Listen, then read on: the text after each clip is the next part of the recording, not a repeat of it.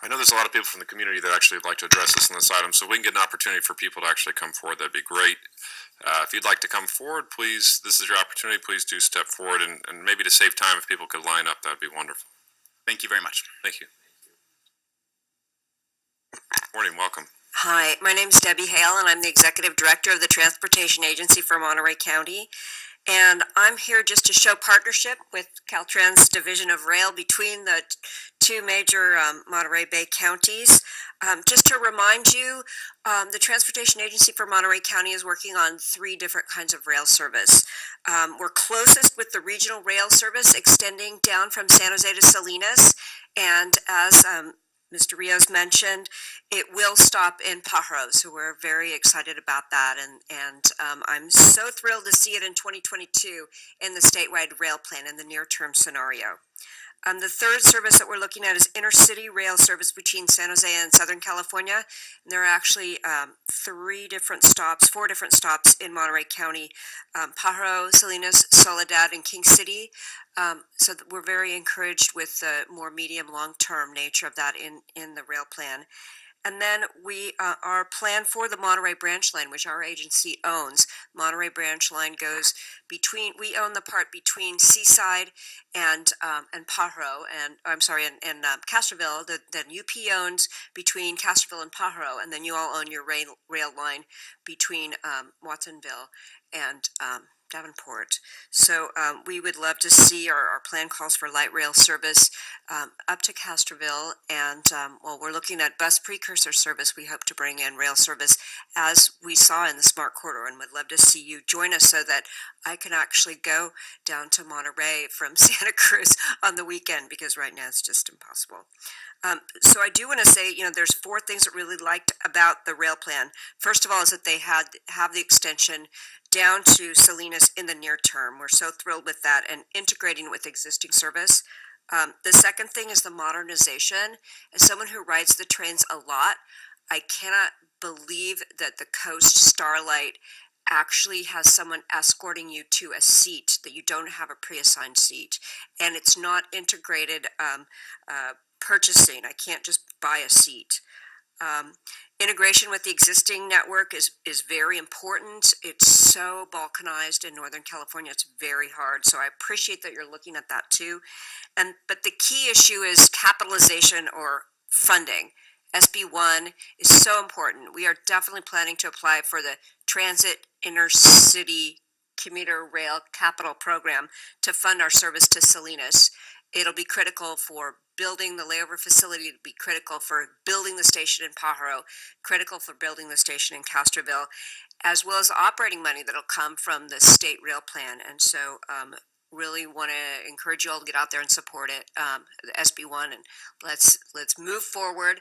Let's get people out of their cars when they want to, and thank you very much. Thank you, Ms. Hill. Morning, welcome back. Hi, I'm Jack Nelson. Thanks to CalTrans for being on board with this work, and I'm really inspired hearing Commissioner Rios's reacting comments on this this morning. I'm up there on the dais. I'm hearing a commissioner who gets this vision, and I like reality checks, so I'd like to tell you a story of my own personal reality check on this. In 2009, my wife, daughter, and I traveled to Hogeveen, Netherlands. Why would we go there? Nobody's ever heard of it. Well, I have a Dutch friend whose aging parents live there, and it was a place to go to see real Dutch life. So we arrived in Hogeveen on a train, and there's a train station. You walk through the train station, you come outside, and okay, now you've got that last mile situation. Well, there's a parking lot outside, and it's filled with 400 bicycles. I counted them.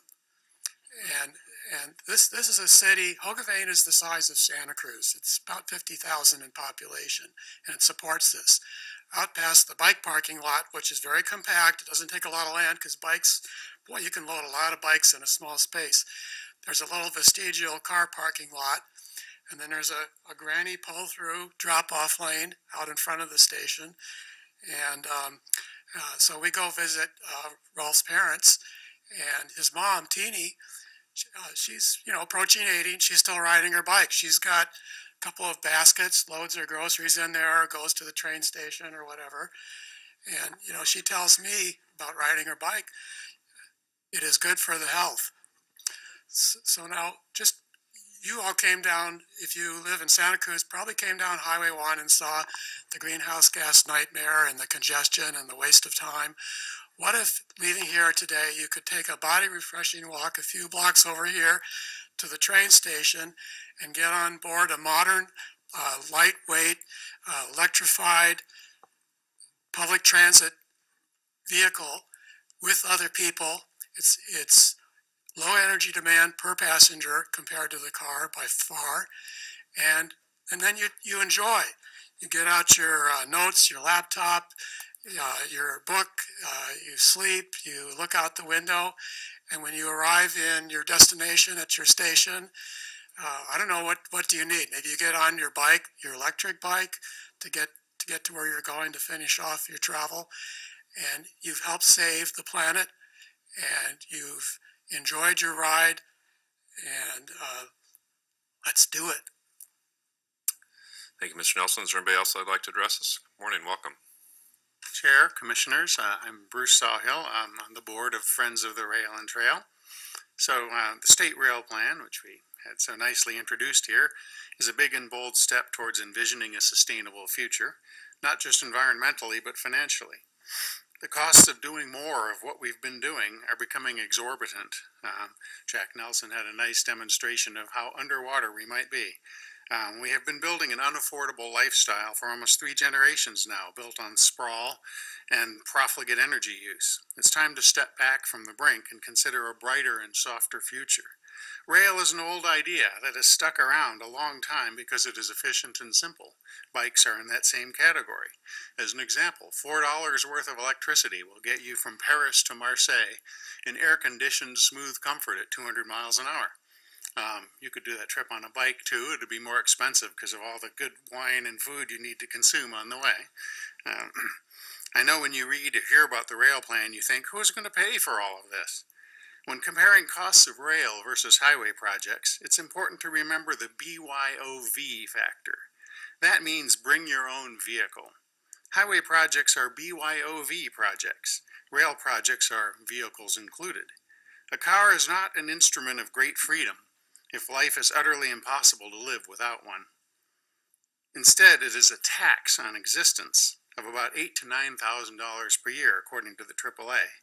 This is a big percentage of people's incomes, particularly for people of modest means, about double what people spend on transportation in other advanced countries, like Switzerland. For instance, people in Watsonville stand to gain tremendously by rail connectivity. Access to jobs, education, and opportunity would be greatly increased without the hurdle of having to pay that car tax I mentioned previously. Imagine easy access to Cabrillo College, UCSC, jobs in Central County, and jobs in the San Jose area via Capitol Corridor, without the expensive and delay-prone effort of driving 2 hours each way. And you can work or study or sleep on the way. That sounds more like freedom to me. All aboard.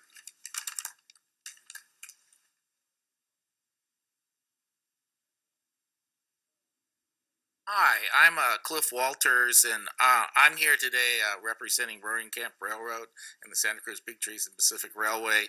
I'm here because Rosemary and Mike Sarka are on vacation, and so I got assigned this particular task, okay? And I want to say that, you know, Roaring Camp's very supportive of the state plan. It's a beautiful plan. It's well thought out. It really connects, and it is meaningful in a way that I think we all are very supportive of. Also, you know, we did grant you guys the right of first refusal on the branch line, and this was something that we held, and we hoped that you would continue as good stewards of the rail line, and that was our intention, and I believe this rail plan supports those intentions, and I hope you continue to fulfill those. On a few other little lighter notes, the Polar Express may not be happening this year, but we are doing the Holiday Lights train, so, you know, please don't forget about that. As a great fan of the flanged wheel on steel rail, makes me think, where do all these tires go that are on cars? I mean, there. Do we talk about that? Where does when you're driving and you have to get them changed? What happened to all that rubber? I think we're inhaling that stuff. And what do you do with the old ones? It turns out that most of them end up in a landfill, and the second place they end up is they burn them to in concrete generation, and they incinerate them that way. And so there's other issues. Creates a lot of greenhouse gas, whereas the steel wheel doesn't really become a part of that. And another interesting point, I had this as a locomotive engineer. I had an opportunity to one day. There's me and the conductor, and we're like, oh man, we got to get the train from 41st Avenue up to Natural Bridges. And I go, and I had to get back. I said, so why don't you go drive your car up there, and I'll take the train at 8 miles an hour, okay, from 41st to Natural Bridges. And he goes, okay, yeah, fine, all right. So I'm going slow, going up there. And I get up there, and go, well, where is the guy? And I waited half an hour for him to show up. And he goes, oh, traffic was horrible, And so the point is, when you have these corridors that are separate from the roads, they give you a transportation option that you don't have any other way. And I don't know how important this is, or if you guys realize this. Not very many people do. And I happen to be the lucky one that does. And was there anything else I was going to say here? Nope, I think that pretty much covers it. Thank you. Thank you. I'd just like to also remind the speakers that this item is the 2018 California State Rail Plan, so we'll try and keep the comments specific to that. It's a non-action item as well. If we could try and focus on the State Rail Plan, that'd be appreciated. Good morning, Mr. Scott. Welcome back. Thank you. I'm very excited about the State Rail Plan. I think it's an overused term, a game changer. It's a different landscape now than it was when we did our feasibility study, because now we have a pretty strong likelihood that there'll be rail service in Pajaro. The Pajaro scenario didn't score well. It didn't score poorly either. It was in the middle of the road. Rail opponents like to use the worst scoring scenario that's the most expensive G1,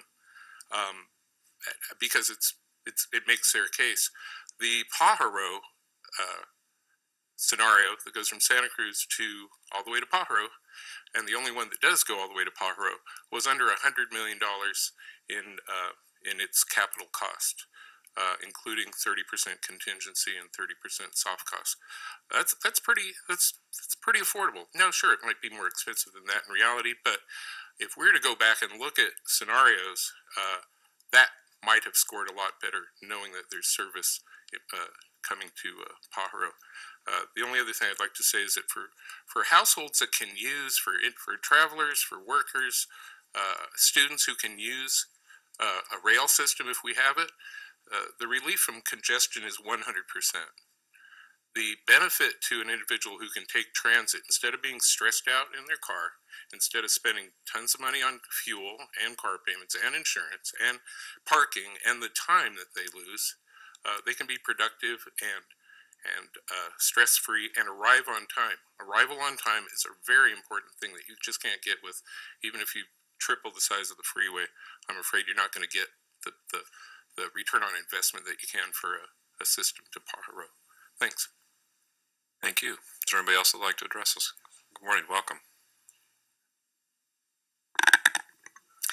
Hi, my name's Dan Stephenson, and I've been a citizen of Santa Cruz County for over 35 years.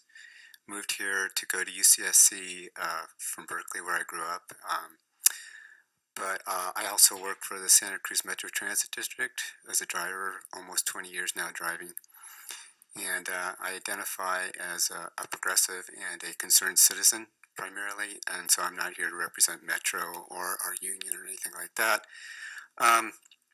Just a couple of reality checks on the state rail plan that was as presented that I have some concerns about. I think we're all in agreement that automobile use and automobile congestion is a problem on many, many fronts. I think we're all kind of friends in that capacity.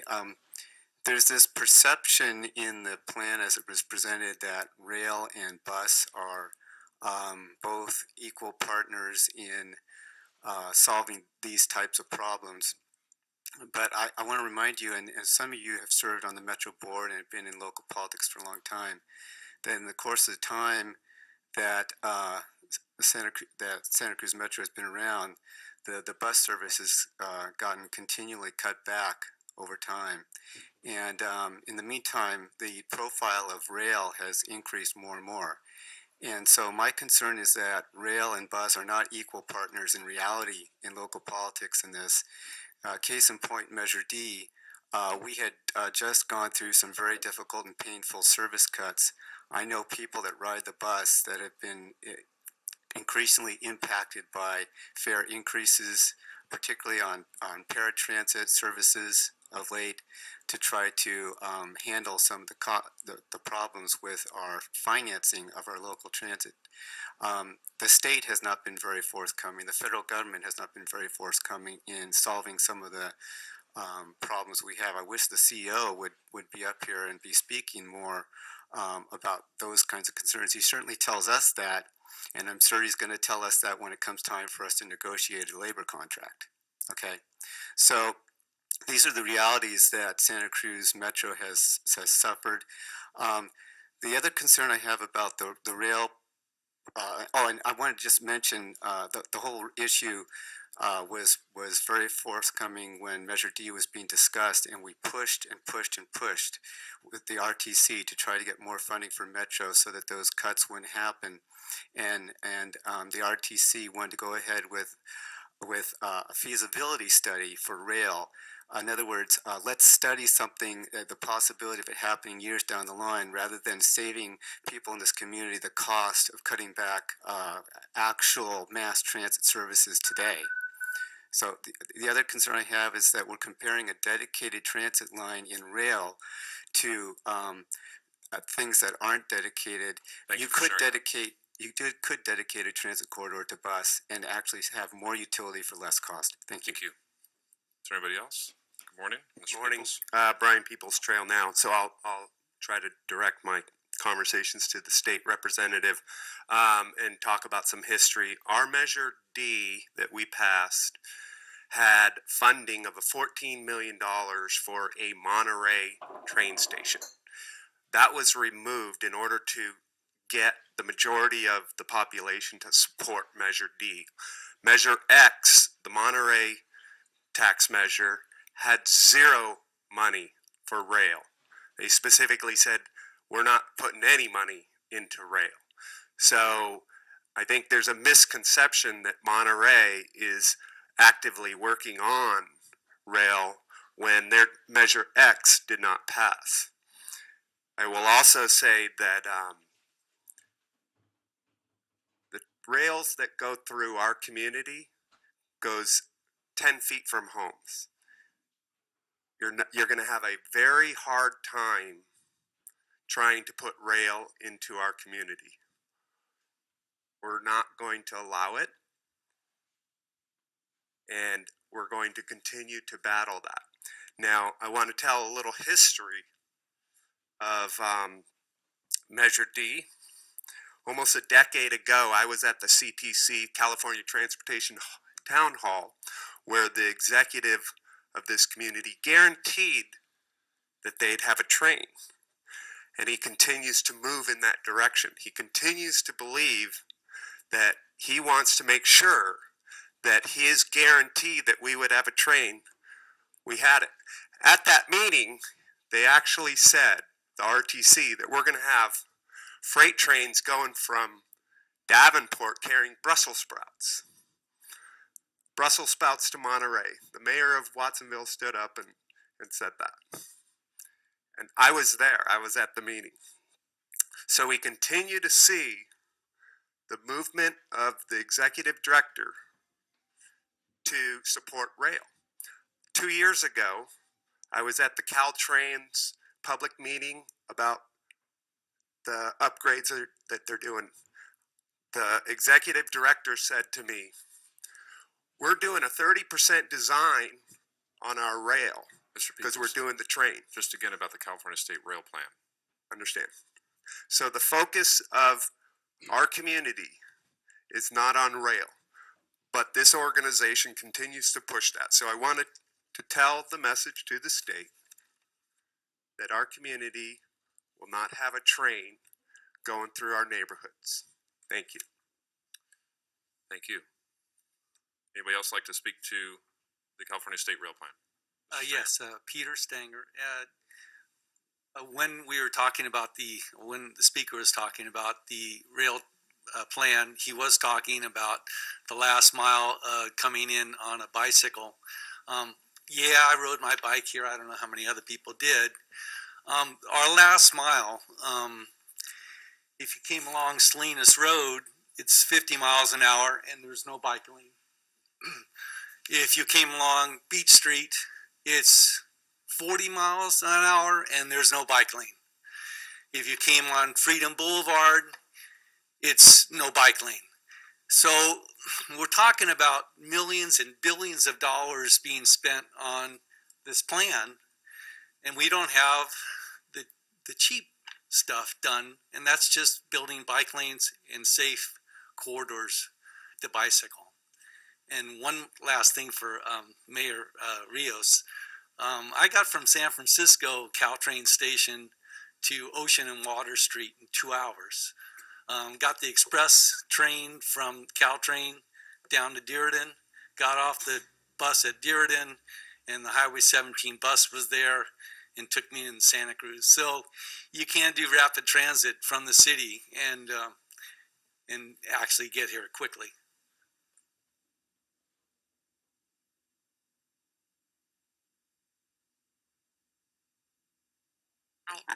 I'd just like to say that I think this the plan that was presented is fantastic. I used to take the train down to school in San Diego when I went to college, and it was always hard to get from the Salinas station back to Watsonville where I lived. And so this is a really great, I love the connections, I love the plan. It's going to be a savior for students and everybody else. Thanks. Thank you. Hello again, Gayle McNulty, Santa Cruz County Greenway. It's good to hear the CalTrans speaker mention buses and bicycles as viable options for connecting to high-speed rail.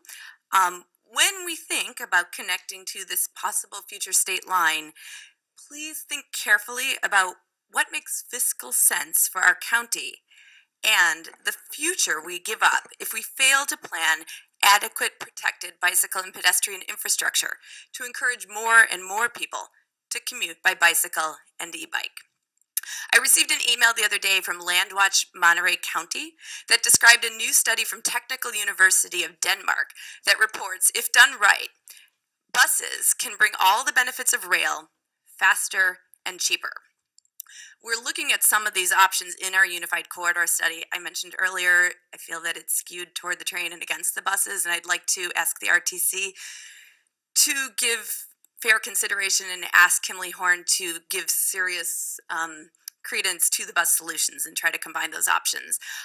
The benefits for transit by bus, and particularly if we're looking at those dedicated lanes, are that this kind of transit can be implemented cheaper than rail, often at a fifth of the price, and can get built much more quickly, sometimes in a fifth of the years. So we may be able to do it before we start construction on the highway. Thank you.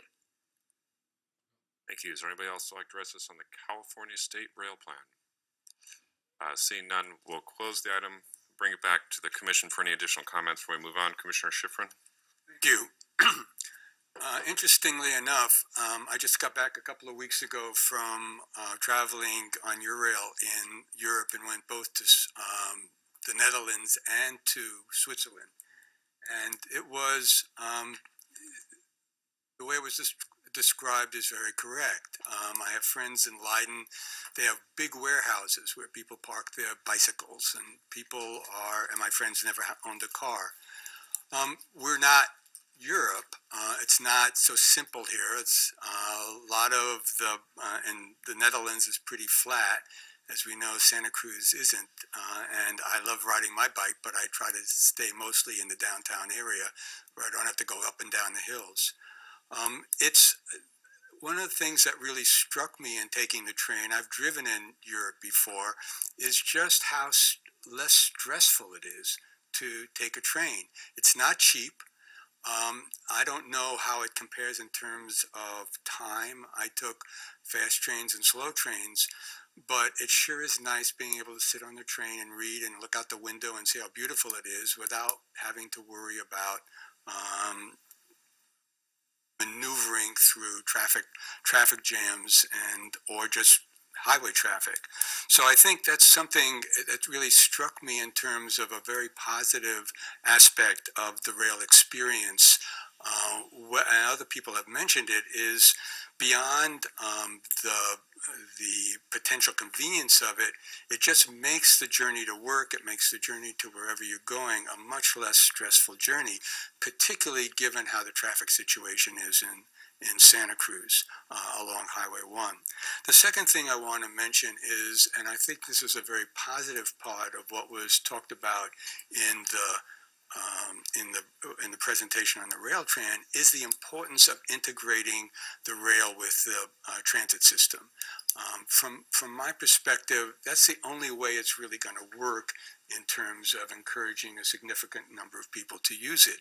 And I know the transit district has had problems with the rail proposal. We heard from one of the speakers today sort of raise that in terms of, are they competing for the same funds? One of the positive things I heard in the rail plan discussion is that there's set aside funds for rail that are different than the set aside funds for transit. It's going to be expensive to carry out the rail plan. There's no two ways about it, and there's going to be a need for a state commitment to do that. But there is also, I think, a really great opportunity to integrate a rail system with the bus system in terms of making them both more efficient. Finally, I think what also has been brought out is that how important it is to think of this from a multimodal perspective. The fact that there's an opportunity to pursue rail doesn't mean that there shouldn't be funding for increased bicycle lanes. Doesn't mean that there shouldn't be funding for the transit district. The fact of the matter is, we're one of the few places in the state, if not the country, that has a dedicated half-cent sales tax that goes to the transit district. That means that this community has made a long-term commitment to the transit service in our community.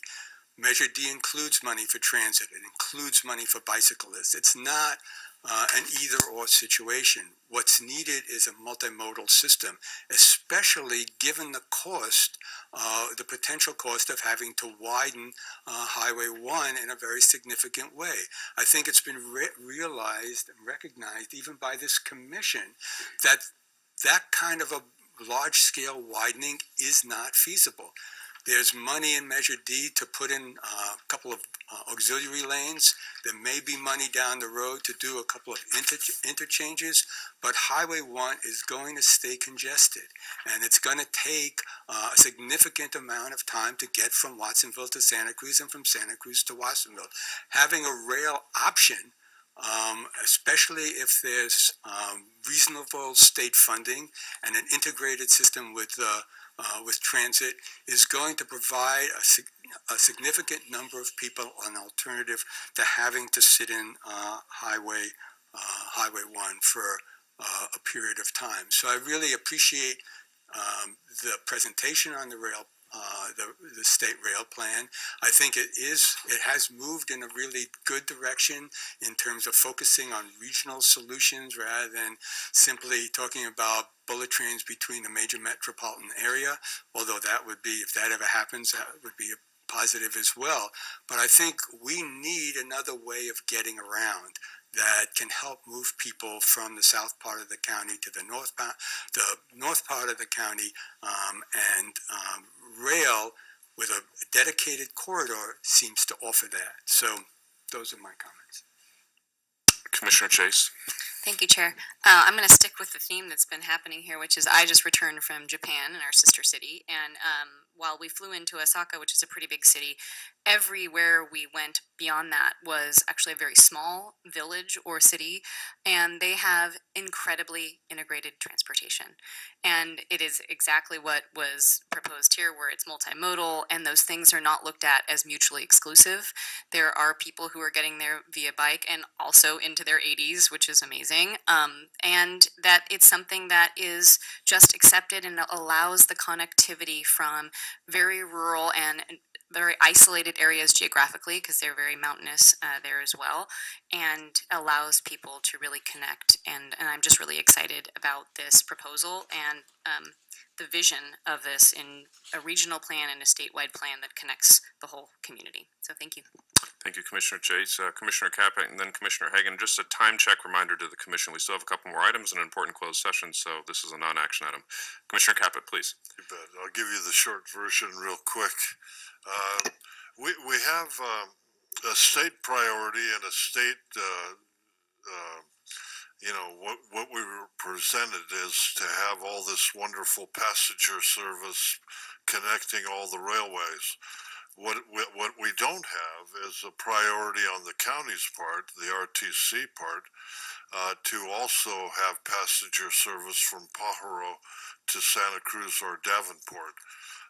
We've heard and we've seen with Measure D money that we're going to have money maybe to have a feasibility study, but actual infrastructure money, it seems to be prioritized to go from Aptos passenger service to Santa Cruz and possibly Davenport. Pajaro is a dream, a wonderful dream, and I'm for it. But I'd like to see a commitment on the part of RTC to be the same as the commitment we just heard from the state of California, that we will actually have passenger service connecting South County and North County. So, and then I hear the arguments rail and trail, or rail only, or trail only, and bicycle only. We don't want the rail. That makes everything more complicated and more difficult. A petition for 3,000-4,000 names on it for just the bicycle and trail. If we didn't purchase the rail line, in my opinion, we wouldn't be talking about all this. The rail line is allowing us to look at an actual trail and bicycle connection between everybody. And we did, the county and RTC was committed to buying it when Southern Pacific was abandoning it. So the rail is a part of the dream for bicycles. It's a part of the dream for a trail. You take away the rail line, I honestly don't think we would have a feasible plan for the future. So my priority is rail and trail, bicycle included, but the rail line connecting Pajaro, Watsonville to North County should be a priority of RTC, just like we heard from the state of California. Just a point of information, Chair. The Commission has repeatedly voted unanimously that any rail plan that we would have here in Santa Cruz would include its service to Watsonville. We've never shied away from that. We went against the recommendations of the consultants. We've made that commitment, and I want to encourage my colleague to remember that, because we've said that unequivocally. I appreciate hearing that again. Thank you. Commissioner Hagen. Yes, I was on the commission in 2009 when we initiated the purchase. And a state plan is a dream of reality. In my condition, my wife is 75. She can't drive me around much anymore. Doesn't want to. My dependence through the bus system and the RTC is more than it's just a dream. It's a reality. And the state rail plan is what we really do need. We cannot be isolated any further from the rest of the state. And thank you for your presentation. I was 13 when President Eisenhower started the road system we have in the country. This is a very strong comparison to that. And yes, I am difficult. I have a wheelchair and I do get around everywhere I need to. And the rail system will only help me and my wife and others. And every time I hear people refer to the possibility or we as a wheelchair rider can't get around or don't want to do this, no, quite the contrary. I am a strong advocate for what has been presented in the state rail plan. It is what I dreamed about in 2009. And we're talking about 2027, I'll be 85 or so.